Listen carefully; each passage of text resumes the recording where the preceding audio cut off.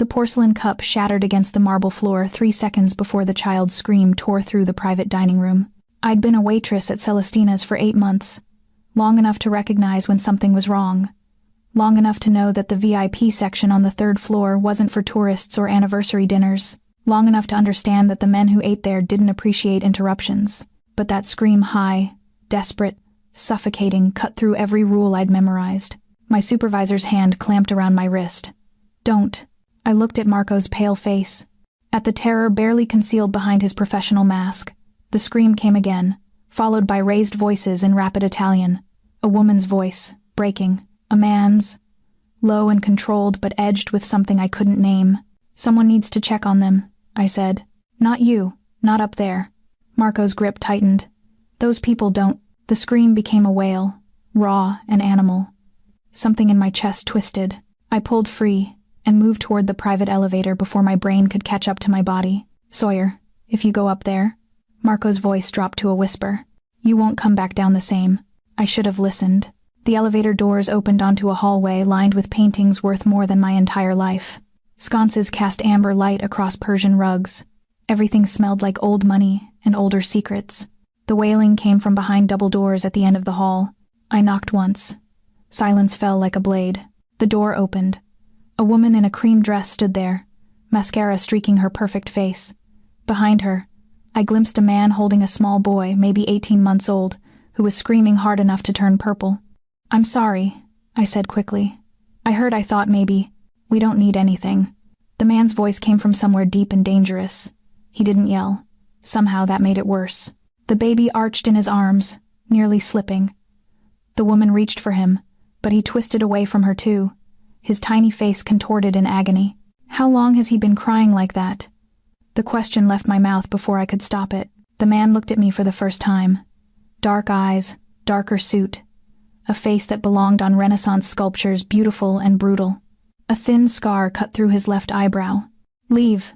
One word, final. The baby screamed again, and I saw his little fists clenched against his stomach. "He's in pain," I said. "Real pain. That's not just fussing. 3 doctors have seen him today." The woman's voice cracked. "They said he's fine, that babies cry, that we're free. Lucia." The man's voice dropped to a whisper. "Go." She fled. He turned back to me, and I felt the temperature drop. "You have 10 seconds to explain why you're still standing there." His stomach. I pointed at the baby, who was now hiccuping between sobs. "The way he's pulling his knees up, the purple color, I think, it's his stomach," the doctors said. "When did he last eat?" Silence. His jaw tightened. "When?" I pressed. "This morning, 7 hours ago." "He refuses the bottle." "Refuses everything." I looked at the baby's distended belly, at the way he kept arching backward. May I try something?" "You're a waitress." "I'm a waitress with 3 younger brothers and a pediatric nursing textbook I practically memorized before I had to drop out of school." The words tumbled out. "Please, just let me try." He stared at me for a long moment. The baby whimpered, a broken sound that seemed to crack something in his expression. 1 minute. He held the child toward me. I took the warm, trembling weight into my arms. The baby stiffened, ready to scream again, but I turned him carefully, supporting his stomach against my forearm, his head in my palm. I walked slowly, swaying in a rhythm I remembered from midnight shifts with my youngest brother. "Shh, sweet boy. I know it hurts." I applied gentle pressure to his belly, moving in slow circles. After 30 seconds, he burped a deep, painful sound, and then vomited a stream of clear liquid down my uniform, and then he stopped crying. The silence was stunning. I felt his little body relax degree by degree, his breathing evening out. Within 2 minutes, he was asleep against my arm, one tiny fist curled against my collarbone. When I looked up, the man was staring at me like I'd performed a miracle. "Reflux," I whispered. "Severe, by the look of it." He needed to be held upright, needed the pressure released. The doctors should have. The doctors are dead men. The words were so soft I almost didn't hear them. But I felt them, felt the violence coiled beneath his expensive suit. I moved to hand the baby back. "Don't, you'll wake him." He pulled out his phone, typed something rapidly. "What's your name?" "Sawyer, Sawyer Chen." "Sawyer." He said it like he was testing the weight of it. You're going to stay until he wakes up. You're going to show someone what you did. And then, he paused. Then we'll discuss your future. My future? You saved my son's life tonight. His eyes met mine, and I saw something beyond gratitude there. Something possessive and dangerous. That means you're mine now, whether you know it or not. A woman appeared in the doorway, not Lucia, someone older, professional. He spoke to her in rapid Italian, gesturing at the baby. She nodded, approaching me carefully. This is Margarita. She's Paolo's nanny. Show her. I demonstrated the position, the pressure points, the swaying rhythm. Margarita watched with fierce concentration, then took the sleeping child with practiced gentleness. When I finally looked back at the man, he was watching me with an expression I couldn't read. Thank you, he said quietly. Saving him when 3 doctors failed, that's not something I forget. I should get back to work. My voice sounded strange in my own ears. Marco will be informed you're no longer needed downstairs. He moved closer, and I caught his scent expensive cologne and something darker, like gunpowder in winter. Your new position starts tomorrow. I didn't agree to a new position. No. A ghost of a smile touched his mouth. But you will. I don't even know your name. Domenico Vitale. He extended his hand. I shook it. His grip was firm, warm, and held on a fraction too long. Tomorrow. 8 a.m. Same elevator. Don't be late. I wanted to argue, to say I had a life and choices and boundaries. But the way he looked at me like I was already his, like this was decided, stole the words from my throat. I left without another word, my uniform still damp with baby vomit, my hand still tingling from his touch. In the elevator, I finally let myself breathe. Marco was waiting when I reached the ground floor. He looked at me like I was a ghost. What happened up there? I shook my head. I couldn't explain what I didn't understand myself, but as I walked home through rain-slicked streets, I couldn't shake the feeling that I'd just stepped off a cliff, and Domenico Vitale was waiting at the bottom to catch me or destroy me. I didn't know which. I didn't sleep that night. Every time I closed my eyes, I saw Domenico Vitale's face, the way he'd looked at his screaming son with controlled desperation, the way that desperation had shifted to something harder when he'd looked at me. You're mine now. At 3 a.m., I gave up on sleep and opened my laptop. The first search result made my stomach drop. Domenico Vitale, youngest head of the Vitale family in 3 generations. The article was from a legitimate news source, but the details read like fiction. Business magnate, real estate empire, suspected connections to organized crime. Multiple investigations, 0 convictions. A dead wife, Victoria Hartley Vitale, socialite, died in a car accident 2 years ago. And a son, Paolo, 18 months old. I clicked through image after image. Domenico in a tuxedo at charity galas. Domenico leaving courthouses with lawyers flanking him like soldiers. Domenico at his wife's funeral, his face a mask of stone, holding a bundle wrapped in blue. The message boards were worse. The Vitale family doesn't just have connections, they are the connection. Nobody crosses Domenico and lives to talk about it. He inherited the empire at 28 when his father was murdered. Consolidated power in 6 months. The old families are terrified of him. I slammed the laptop shut. 8 a.m. came too fast. I dressed carefully, black slacks, a simple gray blouse. Nothing that screamed waitress or tried too hard. My reflection looked pale, eyes shadowed. The elevator to the 3rd floor felt like a descent into something I couldn't name. Domenico was waiting. He stood by the windows overlooking the city, light streaming across his shoulders. In daylight, he looked younger, maybe 31, 32. But his eyes held centuries. You came. You said not to be late. I say a lot of things. Most people ignore them. He turned fully toward me. You're not most people. What is this? What do you want from me? Paolo slept for 6 hours last night. The first real sleep he's had in 3 days. Margarita tried what you showed her, but he fought her. He only settled when... He paused. He only settled when I held him the way you did, when I thought about how you moved.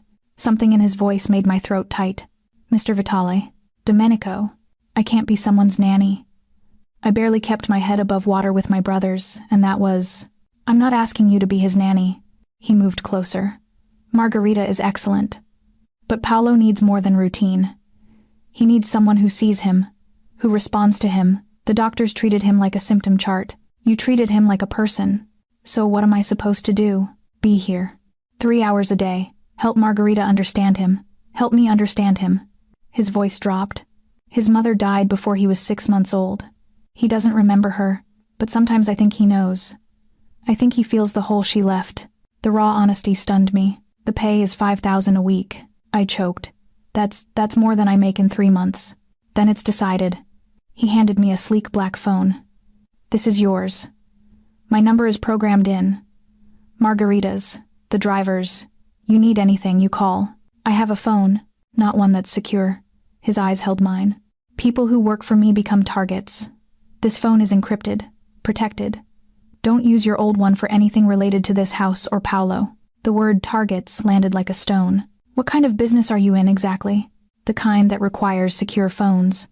A ghost of a smile. "The kind that means you'll sign an NDA before you leave today. And if I don't want to sign it, then you walk away now, and we never speak again." His voice went soft. "But you'll spend the rest of your life wondering if Paolo screamed himself sick again. If he needed you and you weren't there." He knew exactly which knife to twist. "That's manipulative." Yes, no apology in his voice. A door opened down the hall. Margarita appeared, Paolo on her hip. The baby looked better color in his cheeks, eyes bright and curious instead of pain-glazed. When he saw Domenico, he reached out both arms. When he saw me, he went very still, studying. Then he smiled a wide, gummy smile and lunged toward me with such force that Margarita nearly dropped him. "Well," she said in accented English, "that is new." I caught him instinctively, and he immediately tried to put his entire fist in my mouth. "No, sweet boy, that's not food." I redirected his hand, and he gurgled happily, patting my face. When I looked up, Domenico was watching us with an expression that made my breath catch. Hunger, longing, something almost like pain. "Margarita will show you the nursery," he said, his voice carefully neutral again. "Familiarize yourself with his routine. I have a meeting at noon, but I'll be back by 3. You're leaving me alone with the most important person in my world." He touched Paolo's head gently, then looked at me. "Yes, I trust you with him. I don't know why, but I do." Then he left, and I was standing in a stranger's mansion holding a baby who'd already decided I belonged to him. The next 3 hours passed in a blur. Margarita showed me Paolo's room, a space that managed to be both luxurious and warm, filled with soft toys and books, and a crib that probably cost more than my car. "He is difficult," Margarita said carefully. "Not bad, just knowing. He knows when someone is afraid, when someone is lying. Babies sense these things, but Paolo," she paused. "Paolo is like his father. He sees too much." We established a routine. Feeding small amounts, held upright. Tummy time, 5 minutes before he got frustrated. Reading, he loved books, with textures. Music classical, only pop made him cry. And through it all, I felt the house watching. Staff moved through the halls like ghosts. Every door was heavy, expensive. Every window had a view worth killing for. And everywhere, there were cameras. Small, discreet, but there. "Does Domenico watch the feeds?" I asked Margarita as Paolo drowsed against my shoulder. She gave me a long look. "Mr. Vitale watches everything." At 3 p.m. exactly, the door opened. Domenico entered like he owned the air itself. Paolo perked up immediately, making grabby hands. "How was he?" "Perfect." I handed the baby over. We gave him smaller meals every 2 hours instead of big bottles 3 times a day. He kept everything down. "You figured that out in 3 hours." I paid attention. I met his eyes. That's all it takes, usually. Attention. Something shifted in his expression. "Margarita, give us a moment."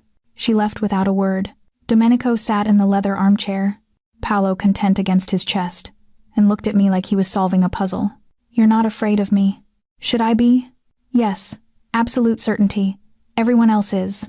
"I'm terrified," I admitted. "But not of you. Of this. Of what it means to be here."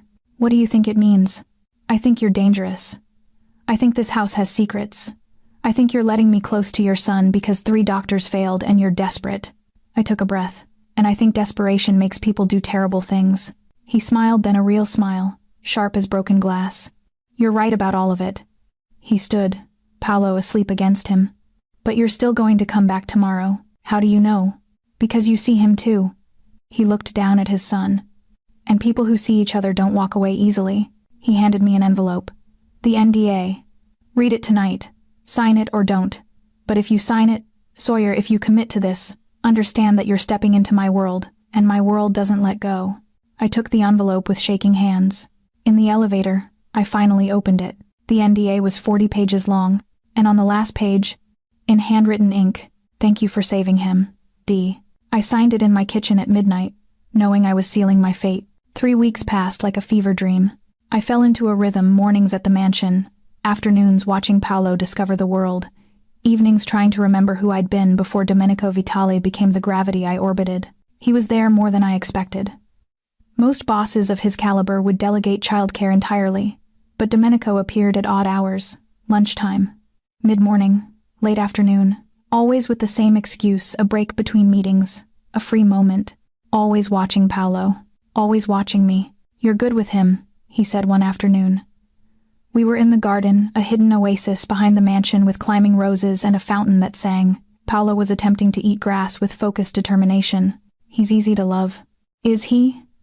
Domenico's voice went quiet. His mother didn't think so. I looked up sharply. "What?" He stared at the fountain, jaw tight.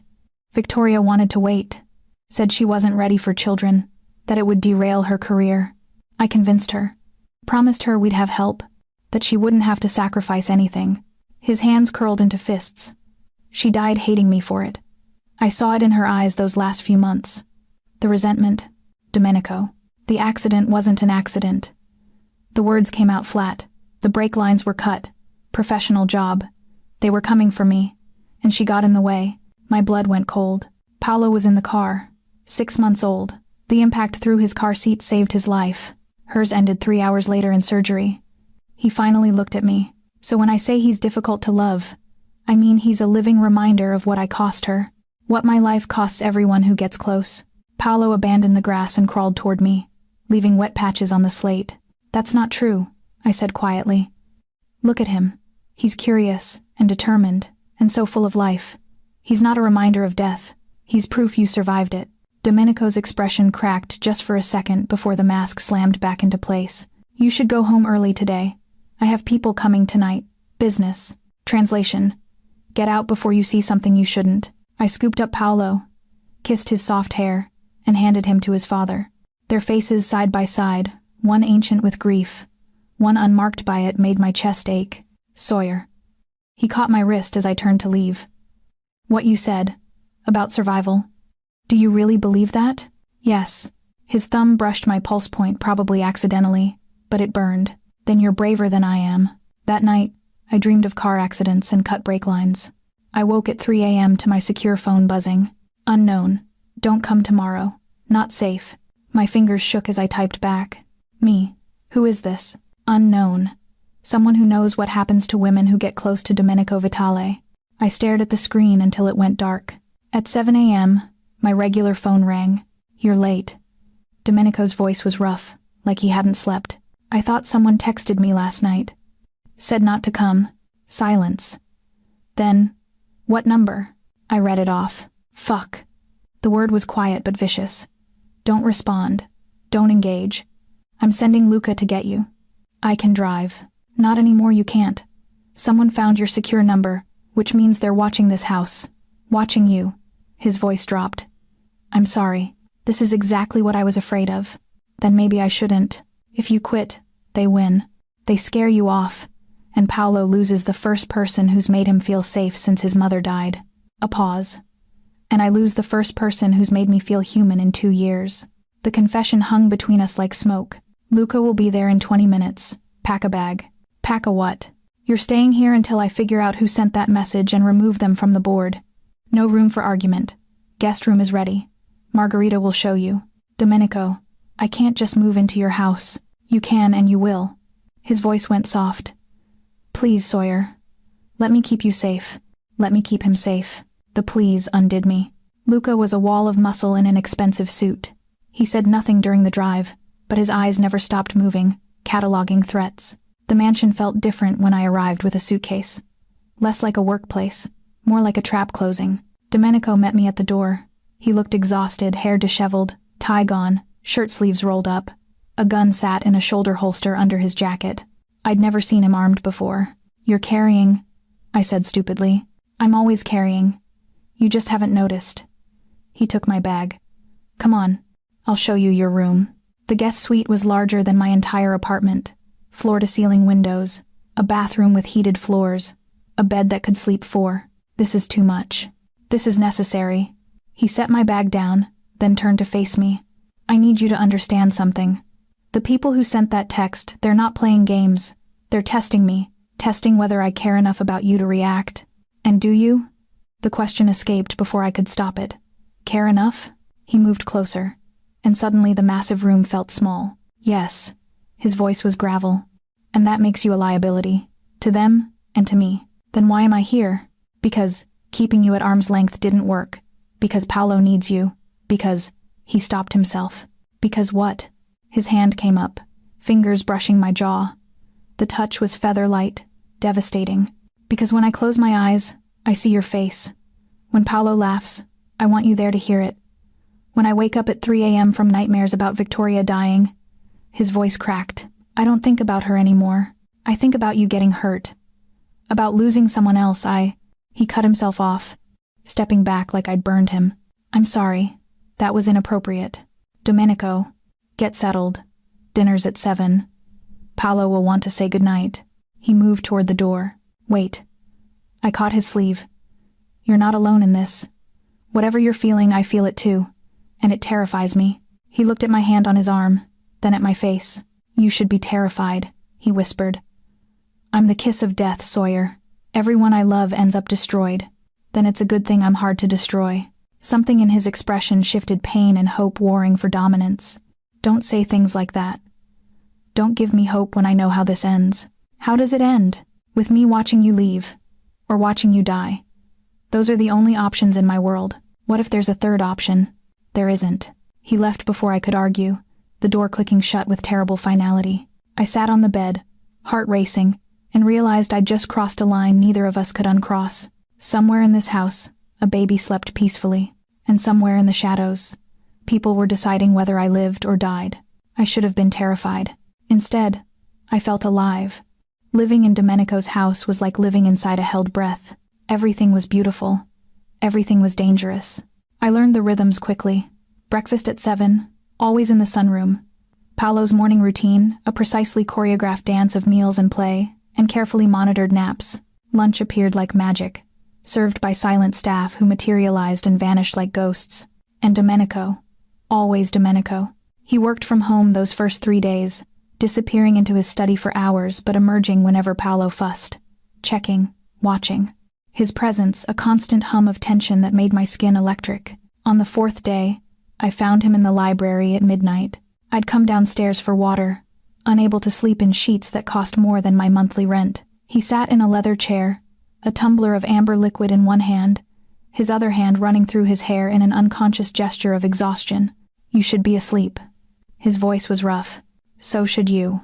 I don't sleep much anymore. He gestured to the chair across from him. Sit. If you're going to be awake, you might as well have company. I sat, curling my legs under me. The library smelled like old books and his cologne, cedar, and something darker. What are you reading? He lifted the book, a worn copy of The Count of Monte Cristo. Revenge fantasy. Seemed appropriate. Have you figured out who sent the text? Working on it. He took a long drink. My world is built on secrets and suspicion. Everyone wants something. Everyone has an angle. Narrowing it down to who specifically wants to hurt me by hurting you, that's the challenge. How many enemies do you have? Enough to fill this house twice over. He smiled without humor. Comes with the territory. Which territory is that, exactly? He looked at me for a long moment. You really want to know? Yes. Most of it's legitimate. Real estate development, import, export, investments. He paused. Some of it isn't. Protection, information brokering, conflict resolution for people who can't go to the police. You mean, I'm exactly what you think I am, Sawyer. I inherited an empire built on blood, and kept it running because the alternative was watching everything my father died for crumble.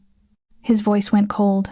I've killed men, ordered deaths, destroyed lives. I'm not the hero of this story. I didn't ask you to be. Then what are you asking?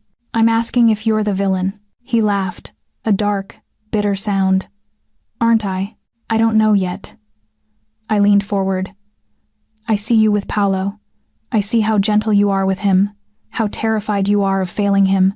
Villains don't feel like that. Villains love too, Sawyer. They just destroy what they love.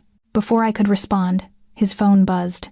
He glanced at it, and his entire body went rigid. What is it? We have a problem. He stood, suddenly all business. Stay here. Don't leave this room. Domenico, stay. Here. The command in his voice was absolute. He disappeared into the hallway. I heard voices, low, urgent. Footsteps. Then silence. I lasted 5 minutes before curiosity overwhelmed caution. The hallway was empty, but light spilled from under the study door. I crept closer, pressed my ear to the wood. Doesn't matter how they found her. What matters is they got close enough to send a message. Domenico's voice, ice cold. We increased security like you asked. An unfamiliar male voice. But if they've been watching the house, then they know about Paolo. They know about the routines. They know she's here. A pause. I want perimeter tripled. I want eyes on every entrance. And I want Castellano brought to me. Alive. Boss. If we grab him, the Castellano family will what? Retaliate? They're already retaliating. This is them testing boundaries. Domenico's voice dropped to something subterranean. I'm done with boundaries. I'm done with diplomacy. Someone threatened what's mine. I want them bleeding. Silence. Make the call. Footsteps approached the door. I barely made it back to the library before it opened. Domenico appeared in the doorway, his expression unreadable. You heard? Not a question. Yes. He nodded slowly, then closed the distance between us. The Castellano family has been pushing for territory I control. Gambling operations, mostly. They think because Victoria died and I'm focused on Paolo, I've gone soft. His jaw tightened. They're about to learn otherwise. Who's Castellano? Marco Castellano, second son, hungry for power. He sent men to watch this house 3 weeks ago. We caught 2 of them. The third disappeared. He touched my face, thumb brushing my cheekbone. He's the one who sent you that text. How do you know? Because I know how he operates. He doesn't go for the obvious target. He goes for the weakness, the soft spot. His eyes held mine. You're my soft spot, Sawyer, and he knows it. My breath caught. We're not. Aren't we? His voice dropped to a whisper. Tell me you don't feel this. Tell me you don't think about me the way I think about you. I couldn't. That's what I thought. He stepped back, breaking the spell. Tomorrow, you're going to meet Lorenzo, my head of security. He'll teach you basics, how to spot a tail, how to use a panic button, what to do if someone grabs you. You think someone will try to grab me? I think Marco Castellano is stupid enough to try, and I'd rather you know how to fight back than rely on my men getting there in time. His expression went dark. I won't lose someone else because I was arrogant enough to think I could protect them. The weight of Victoria's death hung between us. I'm not her, I said quietly. I know. That's what scares me. He moved to the door, then paused. You're not a ghost I'm trying to replace. You're something entirely new. And I don't know what to do with that.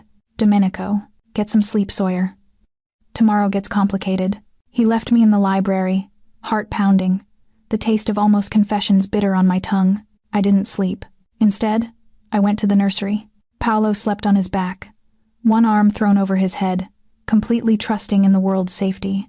Margarita had left a nightlight on a small turtle that projected stars across the ceiling. I sat in the rocking chair and watched him breathe. This child had already lost his mother. He didn't understand it yet, but he would. He'd grow up knowing his father's love came wrapped in violence, that his world was built on foundations of blood, and I was becoming part of that world, not because Domenico forced me, because I was choosing it, choosing him. The thought should have terrified me. Instead, I felt the click of something falling into place, like I'd been walking toward this moment my entire life without knowing it. You can't sleep either. I jumped. Domenico stood in the doorway, still dressed. Exhaustion carved into his features. I needed to see him, I admitted. Needed to remember why this matters. And does it matter? Yes. He crossed the room, knelt beside my chair. In the starlight, he looked younger, vulnerable. I'm going to keep you safe, he said. Both of you, whatever it costs. What if the cost is too high? Then I'll pay it anyway. His hand found mine, fingers threading together. You asked me earlier if I was the villain. Maybe I am, But for you and Paolo, I'd be the villain of every story ever told, if it meant you survived." He left before I could respond, but his hand had left a brand, and I absolutely knew that I was falling for a man who might destroy me, but I was falling anyway. Lorenzo was built like a tank and had eyes that missed nothing. "First rule," he said, leading me through the mansion's lower level. "Trust your instincts. You feel watched. You are. You feel unsafe. You leave. Politeness gets people killed." We were in a gym I hadn't known existed. Concrete floors, heavy bags, walls lined with weapons in locked cases. "Second rule, always know your exits," he pointed. 3 ways out of any room. Main door, window, service entrance. Memorize them. "This feels excessive, Miss Chen." He turned to face me fully. 2 weeks ago, a woman who worked for the Romano family was kidnapped outside her apartment. They kept her for 3 days before we found her. "Do you know what they did to her?" I shook my head. "They cut off her fingers. 1 per day. Sent them to her boss with notes. That's what happens in this world when you're not prepared." My stomach turned. "Marco Castellano knows you're important to Mr. Vitali. That makes you a target. My job is to make you a hard target." He pulled a phone from his pocket, different from my secure phone. "This is your panic device. It looks like a phone. It's not. You press this button." He indicated a spot on the side. "And every man I have mobilizes to your location within 90 seconds. 90 seconds is a long time. Then don't let anyone grab you for 90 seconds. He handed me the device. "Keep it on you. Always. Shower, sleep, everywhere." The next 2 hours were brutal. He taught me pressure points, how to break a grip, where to strike to disable an attacker, how to use keys as weapons, how to scream strategically, how to fall without getting hurt. By the end, I was bruised and exhausted. "You're a quick learner," Lorenzo said approvingly. "But remember, the goal isn't to win a fight. It's to escape long enough for help to arrive." "What if help doesn't arrive?" His expression went cold. "Then you make sure they regret touching you." Paolo was fussy that afternoon. Nothing soothed him, not music, not books, not even the special bottle that usually worked. He arched and whimpered, and I felt his forehead. Warm. "Margarita. He's running a fever." She appeared instantly, thermometer in hand. We took his temperature 100.2. "Not high," she said carefully. "But for him, anything is concerning." "Where's Domenico?" "Meeting," he said, not to disturb unless. "Get him. Now." She made the call. 5 minutes later, Domenico burst through the door like an avenging angel, his face carved from stone. "How high?" "Just over 100, but he's uncomfortable." I rocked Paolo gently. He ate fine this morning. Nothing changed in his routine. Domenico pressed his palm to Paolo's forehead, and something in his expression fractured. "I'll call Dr. Rossi." "No." The word came out sharp. "Not unless it gets worse. He's probably just fighting off something minor. If we panic every time. He's all I have." Domenico's voice broke. "If something happens to him, nothing is going to happen to him." I stood, crossing to where he hovered like a storm cloud. "But he can feel your fear. He's feeding off it. You need to breathe." "Don't tell me to breathe." "Then don't tell me to panic." I shifted Paolo to my hip, grabbed Domenico's hand, and pressed it against the baby's back. "Feel him breathing. Feel his heartbeat. He's okay. We just need to watch him." Domenico's fingers spread across Paolo's tiny back, and I watched the tension drain from his shoulders degree by degree. "I can't lose him," he whispered. "You won't." We stood like that, hands overlapping on the child between us for a small eternity. When Paolo finally settled, drifting into restless sleep, Domenico didn't let go. "Thank you," his voice was raw, "for not letting me spiral. That's what I'm here for." "No." He looked at me then, really looked, and the intensity stole my breath. "You're here because I'm selfish enough to keep you close, even though it puts you in danger. You're here because I'm too weak to let you go. Domenico, I think about you constantly." The confession tumbled out like he'd been holding it back too long. "What you're doing, whether you're safe. If you think about me the way I think about you." My heart hammered. "And how do you think about me? Like you're mine." His free hand came up, cupping my jaw. "Like I'd burn the world down before I let anyone hurt you. Like I'm completely fucking ruined for anyone else." Paolo shifted between us, a warm, breathing reminder of why this was complicated. "We can't," I whispered. "This is your son is right here, and there are people trying to hurt us, and I work for you. You don't work for me. You never did. His thumb brushed my lower lip. You're not staff, Sawyer. What am I? Everything I can't have. Everything I want anyway. The air between us crackled. I should go put him in his crib, I managed. You should. Neither of us moved. His forehead dropped to mine, our breath mingling. Paolo asleep between us like a blessing and a barrier. If I kiss you, he whispered, I won't stop. And you deserve better than being devoured by a man who doesn't know how to do anything halfway. What if I want to be devoured? He made a sound low in his throat, half laugh, half growl. Don't say things like that unless you mean them. I mean them. For one agonizing heartbeat, I thought he'd kiss me. Instead, he stepped back, taking Paolo from my arms with practiced gentleness. When I kiss you, he said quietly, it won't be when my son is between us. It won't be when you're exhausted from security training. And it won't be until I know you're safe. That's not fair. Nothing about this is fair. He settled Paolo in the crib, then turned back to me. But I'm done pretending I don't want you. Done pretending you're just here for Paolo. His eyes burned. You're here because you're mine. Say it. The command in his voice sent shivers down my spine. I'm yours, I whispered. Again, I'm yours. He crossed the distance between us in 2 strides, caging me against the wall. His hand pressed beside my head, his body close enough to feel his heat but not touching. When I make you mine completely, he said against my ear, you'll say it like a prayer, like a confession, like the only truth you've ever known. Then he left me trembling in the nursery, Paolo sleeping peacefully in his crib, my entire world tilted on its axis. That night, I dreamed of his hands, and when I woke, I found a note slipped under my door. Dr. Rossi checked on Paolo. He's fine. Fever broke in the night. You were right, I needed to breathe. Thank you for being my heir. D. And beneath it, a single line that made my heart stop. Marco Castellano has been invited to discuss terms. Tomorrow night. Stay in your room no matter what you hear. I crumpled the note in my fist, knowing that whatever was coming would either save us or destroy us. But I was in too deep to walk away now. I knew something was wrong when the staff vanished after dinner. One moment, the mansion hummed with quiet activity. The next, it was silent as a tomb. Margarita put Paolo to bed early, her face carefully neutral. Stay upstairs tonight, Sawyer. Don't come down. What's happening? Business. She squeezed my hand. Just stay safe. I retreated to my room as instructed. But sleep was impossible. At 10 p.m., I heard cars arriving, doors closing, voices low and male and dangerous. At 10:30, something shattered. I pressed my ear to the door. Insulting my family. A voice I didn't recognize, thick with anger. Your family insulted mine first, Domenico's voice, colder than I'd ever heard it. You sent men to watch my house. You threatened someone under my protection. The waitress? Laughter? Cruel? She's nothing, Vitali. A distraction. You've gone soft, hiding behind a woman and a baby, while real men handle business. A pause. Then, get him up. Sounds of a struggle. A grunt of pain. Look at me, Marco. I couldn't stand it anymore. I cracked the door open, slipped into the hallway. The study door was ajar. Through the gap, I saw them. Domenico stood over a man tied to a chair, Marco Castellano, blood streaming from his nose, 2 of Lorenzo's men flanking him, and Domenico held a gun. You want to know what happens when someone threatens my family?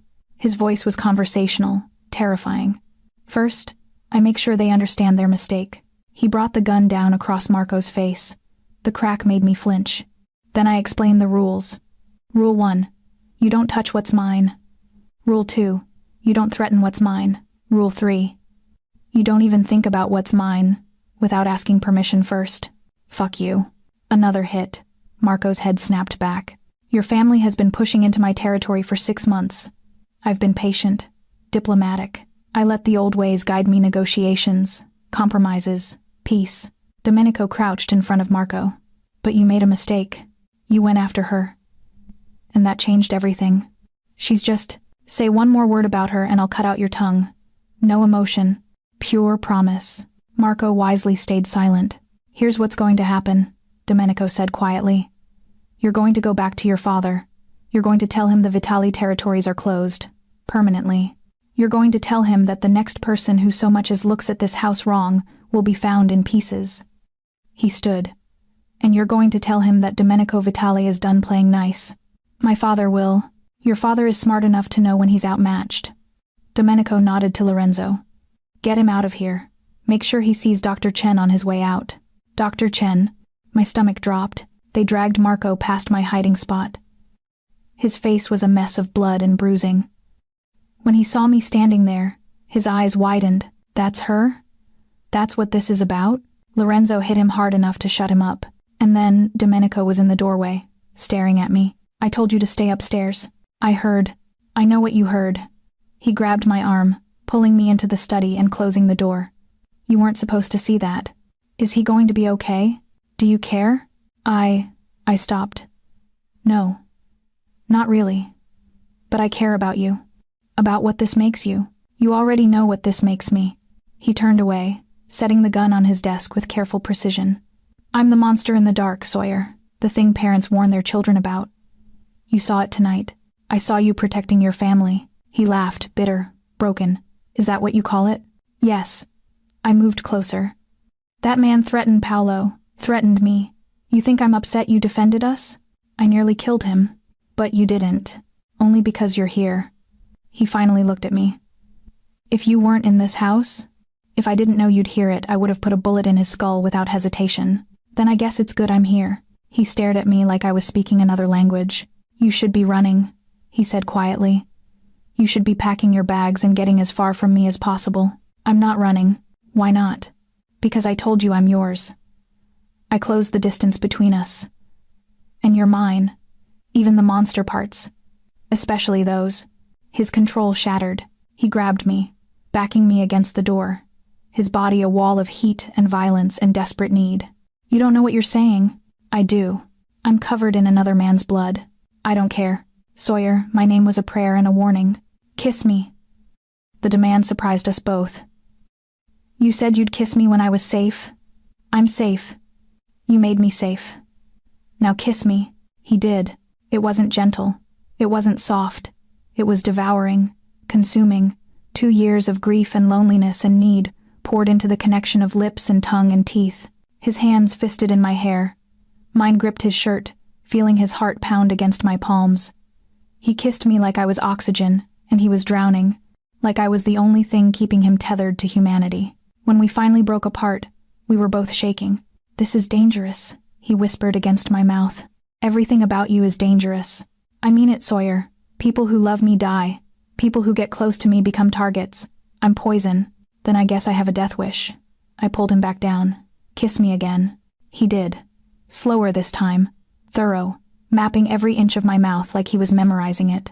His hand slid to my waist, pulling me closer, and I felt him hard against my hip.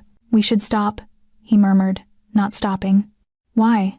Because if we don't, I'm going to take you right here, against this door, in a room that still smells like violence.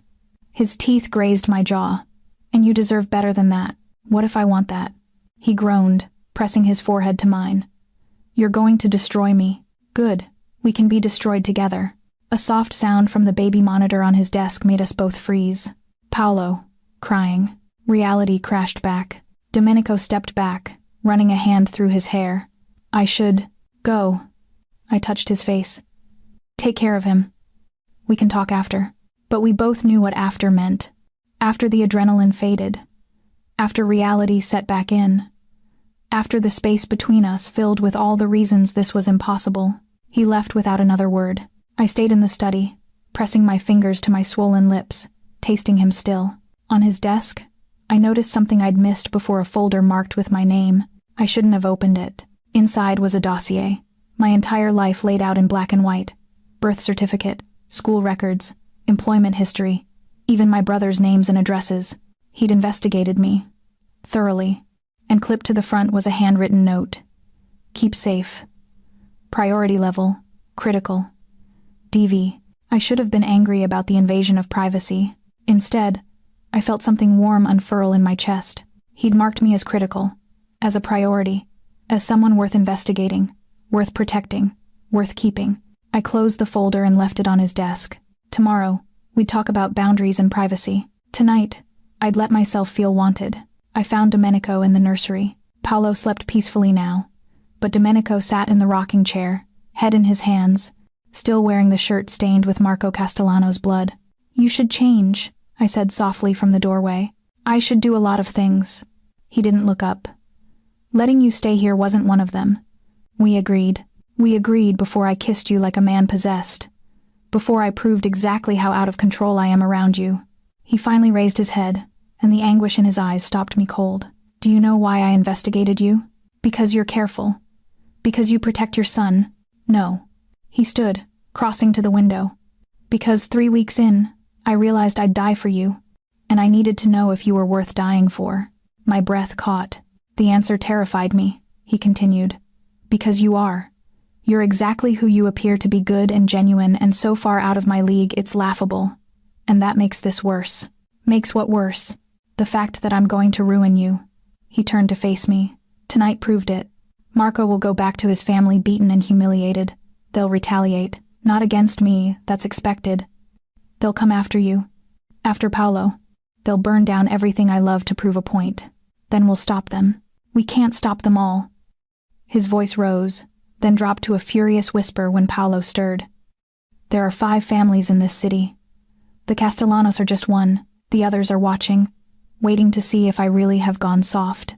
If I let this stand, they'll all move against me. If I retaliate, it's war. So what are you saying? I'm saying you need to leave. Tomorrow.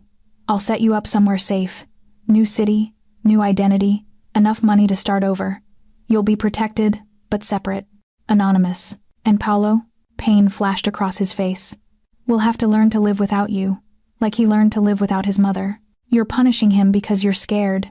I'm protecting him. By taking away someone he loves? By making him feel abandoned again? I stepped closer. That's not protection, Domenico. That's cruelty disguised as safety. Better cruel than dead. Is it? Is living in a gilded cage, afraid to love anyone, really living at all? You don't understand. I understand perfectly. My voice shook. You're terrified. Victoria died, and you've been waiting for the other shoe to drop ever since. You convinced yourself that loving someone is a death sentence, so you keep everyone at arm's length. But then Paolo needed me. Then you needed me.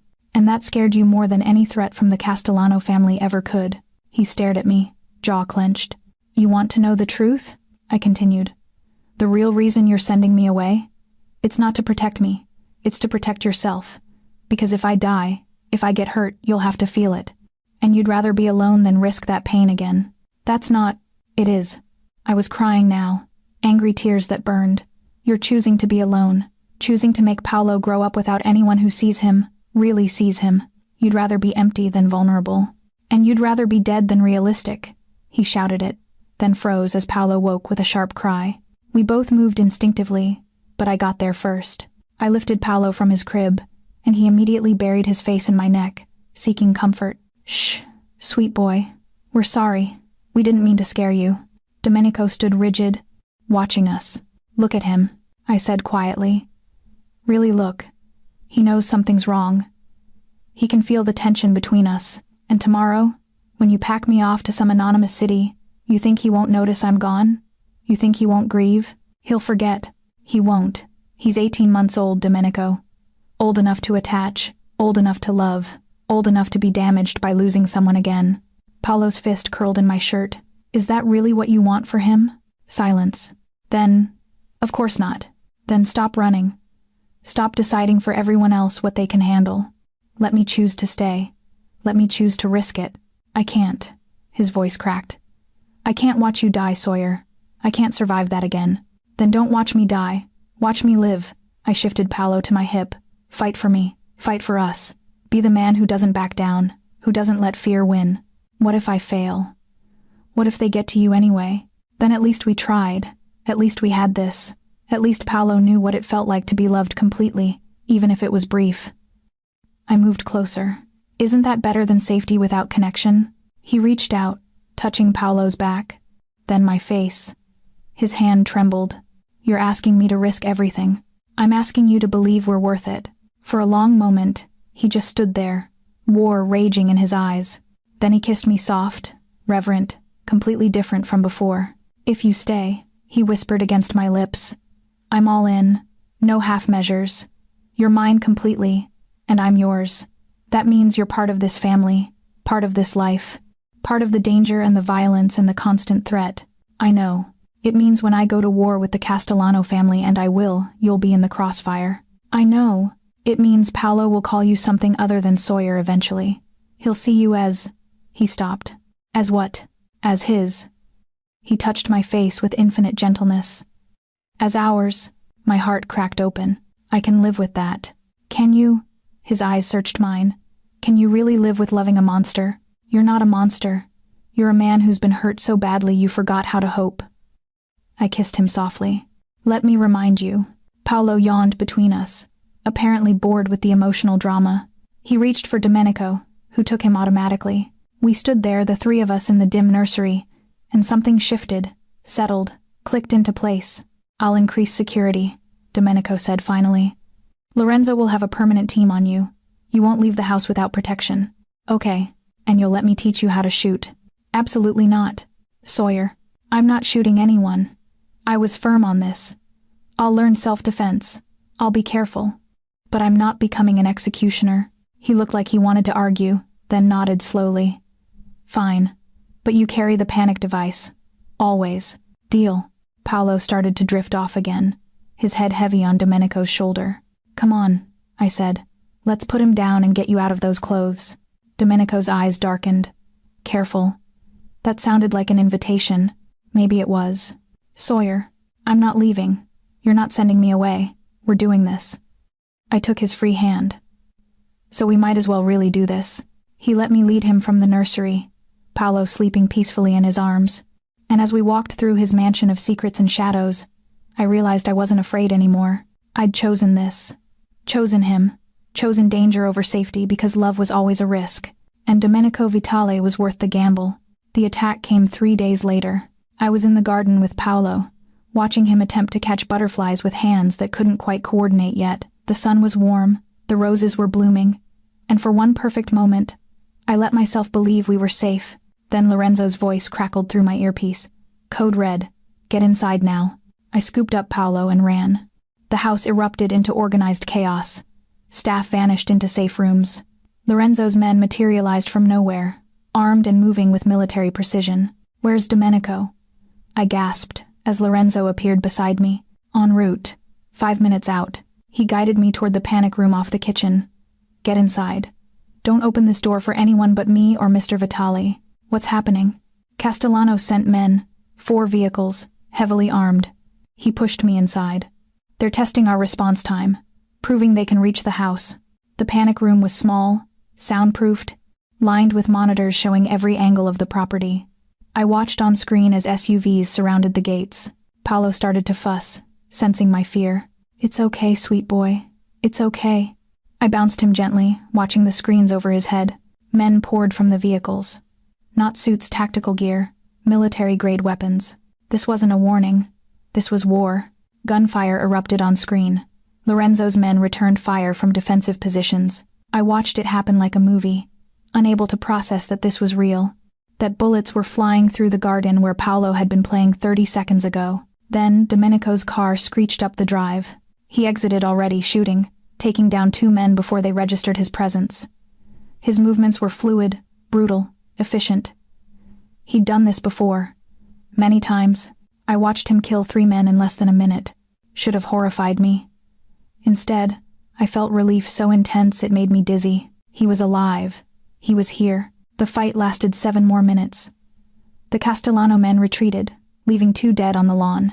Then Domenico was at the panic room door, covered in someone else's blood again, eyes wild. Sawyer, open up. It's me. I unlocked the door and he was on me immediately, checking for injuries, hands running over my arms, my face, Paolo's small body. You're okay. Tell me you're okay. We're fine. Lorenzo got us inside before I couldn't finish. He pulled us both against his chest, holding on like we'd disappear if he let go. This is my fault, he said into my hair. I should have ended this before it got this far. What are you going to do? He pulled back, and the expression on his face stopped my heart. I'm going to finish it. He called a meeting that night. Not just the Castellano family. All 5 families. A summit. I wasn't supposed to be there, but I slipped into the gallery overlooking the dining room where they gathered. From the shadows, I watched. 10 men sat around the table, Old men, most of them, men who'd built empires on violence and cunning. And at the head sat Domenico, youngest by decades, but commanding the room through sheer presence. "This ends tonight," he said quietly. "The Castellano family attacked my home, put my son at risk, threatened someone under my protection." His voice dropped to something subterranean. "That's not politics. That's suicide." Marco's father, Giuseppe Castellano, leaned forward. "Your protection? She's a waitress. A nobody. You've lost perspective, Vitali. Lost your edge." "Have I?" Domenico smiled, and it was terrifying, because from where I'm sitting, I'm the only one here who's consolidated power in the last 5 years. I'm the only one whose territories are growing while yours stagnate. And I'm the only one who can make a phone call right now and have every one of your operations shut down by morning. You're bluffing. Try me." The room went silent. "I didn't call you here to negotiate," Domenico continued. "I called you here to explain new rules. Rule 1. My family is untouchable. That includes blood. That includes staff. That includes anyone I claim as mine. You want to challenge me. You challenge me directly. You want my territories. You negotiate in good faith. But you come near Paolo, or Sawyer again," he leaned forward, "and I'll burn your empires to ash and salt the earth behind them." "You can't take us all," Giuseppe growled. "I don't have to. I just have to take you." Domenico's eyes locked on him. "And I will, personally. Not my men, not a hired gun. Me. I'll walk into your house, past your security, through your family, and I'll end you myself." He stood. "That's not a threat, it's a promise. Test me." No one spoke. "We're done here." Domenico buttoned his jacket. "Next person who moves against my family answers to me, and I don't play by the old rules anymore. I don't respect territories or traditions or diplomatic immunity. I am the new rule. Get used to it." He left them sitting there, stunned. I waited until they'd all departed before slipping down to the dining room. Domenico stood at the window, shoulders rigid. "You heard," he said without turning. "All of it. And you terrify me." I moved closer. "But not because of what you threatened, because of what you've become for us. How much you've changed, how much you're willing to risk." He finally faced me. "I meant every word. They touch you, they die. They look at Paolo wrong, they die. I'm done pretending to be civilized. I know. Does that disgust you?" "No." I took his hands, felt them trembling beneath mine. "It should, but it doesn't. Does that make me as broken as you?" "You're not broken. Neither are you." I pulled him closer. "You're just finally fighting for something that matters." He kissed me, then hard and desperate and claiming. His hands fisted in my hair, angling my head for better access. I felt his control fracturing, felt the violence and need and fear pouring through the contact of lips and breath. "I need you," he said against my mouth. "I need to feel you alive, here, real. Then take me." I was shaking. "I'm here. I'm yours." He groaned, pressing me against the wall. His hands mapped my body, waist, hips, the curve of my neck. Every touch burned. "Not here," he managed. "Not after, not in this room." "Then where?" He didn't answer with words. Just lifted me, and I wrapped my legs around his waist as he carried me through the house. We barely made it to his bedroom before he was kissing me again, laying me on sheets that smelled like him, cedar and winter and something uniquely Domenico. "Tell me to stop," he whispered, hovering over me. "Tell me you don't want this." "I want this. I want you." I pulled him down. "All of you. The monster and the man, and everything between. Sawyer, make me yours, completely." Something in him broke. What followed was desperate, consuming, the kind of intimacy that branded souls. He touched me like I was precious and breakable, and the only thing keeping him tethered to humanity. I responded like I'd been waiting my whole life for exactly this, for him, for this connection, for the feeling of being completely known and still completely wanted. When we finally lay tangled together, breathing hard, the room spinning, he held me like I might disappear. "I love you," he said into my hair. "God help me. I love you more than I've ever loved anything except my son. I love you too." I pressed my lips to his chest, right over his heart. Monster and all. "We're completely insane. Probably. This won't be easy. There will be more attacks, more threats. I know, but I'm not letting you go." "Good." I tilted my head to look at him. "Because I'm not leaving." He kissed me softly, reverently, And for the first time since Victoria died, Domenico Vitale let himself hope. The next 2 weeks felt like living in a held breath. No more attacks came, but the tension didn't ease. Lorenzo doubled security. We didn't leave the house. Paolo sensed something wrong, clingy, fussy, waking at night with nightmares I didn't know babies could have. And Domenico worked constantly. Phone calls in Italian, meetings behind closed doors. The dark circles under his eyes deepened. "You need to sleep," I said one night, finding him in his study at 3 a.m. "Can't. Giuseppe is mobilizing." He didn't accept the terms. "What does that mean?" "It means war." He rubbed his eyes. "The other families are choosing sides. Most are staying neutral, but the Russos are backing the Castellanos. They see an opportunity to weaken me. So what do? We. He looked at me. "There is no we in this, Sawyer. This is my fight. That's bullshit and you know it." I crossed to his desk. "We're in this together. You said I was yours. That means you're mine too. Which means your fights are my fights. I'm trying to protect you. I don't need protection. I need honesty." I sat on the edge of his desk. "Tell me the truth. How bad is this?" He was silent for a long moment. Then, "Bad. Giuseppe has twice as many men, better weapons, more resources. If this goes full scale, we'll be outnumbered." "Then why are you fighting?" "Because the alternative is worse. If I back down, every family in this city will see weakness. They'll all move against me. Paolo will grow up a target. You'll never be safe. This is the only way to establish dominance, to make them too afraid to challenge me again. Or you'll die trying." "Yes, no hesitation." "And what happens to Paolo then? To me?" "Lorenzo has orders. He'll get you both out. New identities, new lives. You'll be protected. But you'll be dead. Better me than you." I slapped him. The crack echoed in the study. Domenico's head snapped to the side, more from shock than force. "Don't you dare," I said, voice shaking. "Don't you dare make yourself a martyr and call it protection. Paolo needs his father. I need you. We don't need your money or your security or your fucking empire. We need you alive." He touched his cheek, staring at me. "There has to be another way," I continued. "Some solution that doesn't end with you bleeding out for your pride." "This isn't about pride, isn't it? Giuseppe insulted you, challenged your authority, and now you're ready to die proving a point." I grabbed his face, forcing him to look at me.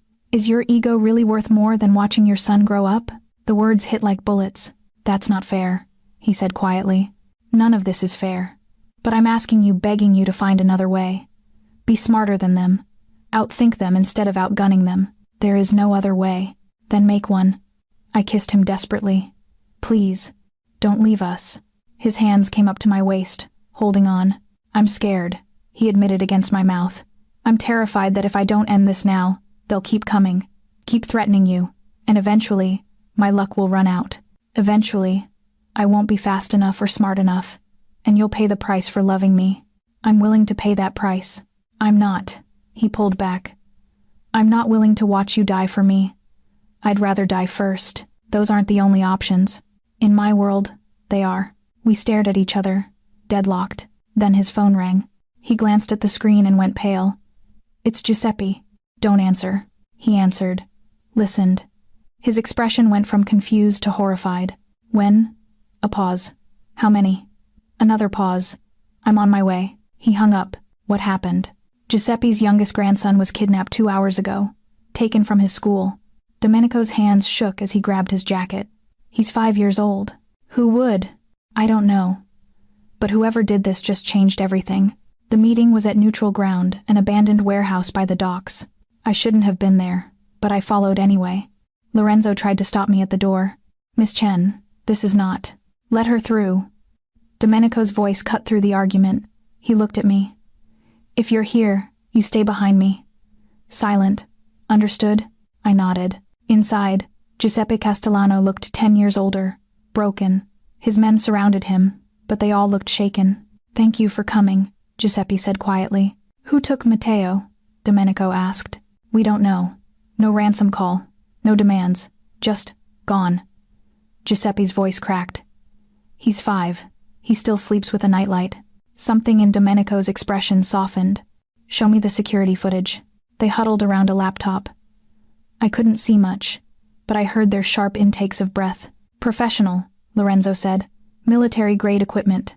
Planned. Not one of ours, Giuseppe added. I'd know my own people's tactics. Domenico's eyes narrowed. Russo? He swore neutrality. Publicly. But what if he's playing both sides?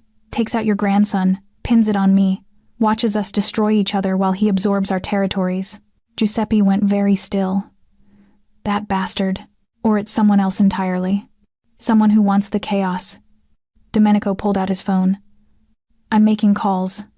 Someone saw something. For the next hour, I watched enemies become allies. Domenico mobilized his network. Giuseppe did the same. Information flowed fast. A black van. Partial plate. Last seen heading toward the industrial district. And then a breakthrough. I found them, Lorenzo said, pressing his phone to his ear. Warehouse on Pier 19. Guards posted. Russo's men. Domenico and Giuseppe locked eyes. We moved together, Domenico said. United front. Giuseppe nodded. For the boy, the rescue was brutal and efficient. I watched from the car as Domenico and Giuseppe's men stormed the warehouse. Gunfire, shouting, and then silence. Domenico emerged carrying a small boy wrapped in his jacket. Matteo Castellano, terrified but alive. Giuseppe ran to them, taking his grandson with shaking hands. The boy clung to him, sobbing. Thank you, Giuseppe said to Domenico. I owe you a blood debt. Keep your debt. Just call off the war. Giuseppe studied him for a long moment, then extended his hand. They shook. You're different than your father, Giuseppe said quietly. He would have used this, leveraged it. I'm not my father. And that boy didn't ask to be born into this life. Neither did mine. Giuseppe glanced at Paolo in my arms, then at me. Understanding dawned. The waitress. She changed you. Yes. Good. Giuseppe managed a small smile. Empires built on violence alone don't last. My grandfather taught me that. I'd forgotten. He looked at his grandson. Thank you for reminding me. As we drove home, Domenico took my hand. You were right, he said quietly. There was another way. I just couldn't see it through my fear. What happens now? Now we build something better. An empire that protects instead of destroys. A legacy Paolo can be proud of. That's a nice dream. It's more than a dream. He kissed my knuckles. It's a promise. When we got home, Paolo was asleep against my chest. We carried him upstairs together, tucked him in together, stood over his crib together. Marry me, Domenico said suddenly. I turned. What? Marry me. Not because you have to. Not because of Paolo. Because I can't imagine a future without you in it. Because you make me want to be better. Because I love you completely and desperately, and I want the world to know you're mine. Domenico, say yes. I kissed him instead of answering. But when we pulled apart, breathless, I whispered, yes. 6 months later, the wedding was small. Private garden. Close family only, which meant Paolo, Margherita, Lorenzo, and a handful of people Domenico trusted with his life. I wore cream silk. Paolo wore a tiny suit and spent the ceremony trying to eat my bouquet. Domenico wore black, and when he saw me walking toward him, he cried. Actually cried. You look, he couldn't finish. Like I'm yours? I supplied, smiling. Like you're mine, he agreed. The vows were traditional, but when it came time for the kiss, he pulled me close and whispered, I'm going to spend every day of the rest of my life proving I deserve you. You already do. Not even close. But I'll keep trying. That night, after Paolo was asleep and the house was quiet, we lay tangled in his bed, our bed now, and I traced the scars on his chest. Tell me a secret, I said. You know all my secrets. Tell me one I don't know. He was quiet for a long moment. Then, I wanted to die after Victoria, not actively. I wasn't suicidal. But I stopped caring if I lived. Every risk I took, every dangerous situation, part of me hoped it would be the end. He caught my hand, pressing it over his heart. You made me want to live again. You and Paolo. You gave me a reason to fight instead of just going through the motions. That's not a small thing to carry. No, but I'd carry the weight of the world if it meant keeping you. I kissed him softly. You don't have to. We'll carry it together. The next morning, I found Domenico in Paolo's room, sitting on the floor, building blocks with our son. Mama, Paolo shouted when he saw me, abandoning the blocks to toddle over. The word stopped me cold. I looked at Domenico.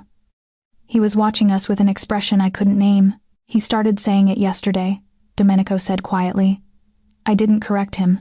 Tears blurred my vision. Domenico, you are his mother, in every way that matters. Victoria gave him life, but you taught him how to live it, how to trust, how to love. He stood, crossing to us. If you're not ready, I'm ready. I knelt, pulling Paolo into my arms. Hi, sweet boy. Yes, I'm here. Mama, he said again, patting my face. Over his head, Domenico mouthed, I love you. I mouthed back, I love you too. The months that followed weren't easy. There were still threats, still dangerous men who tested boundaries, still nights when Domenico came home with blood on his clothes and darkness in his eyes. But there was also laughter.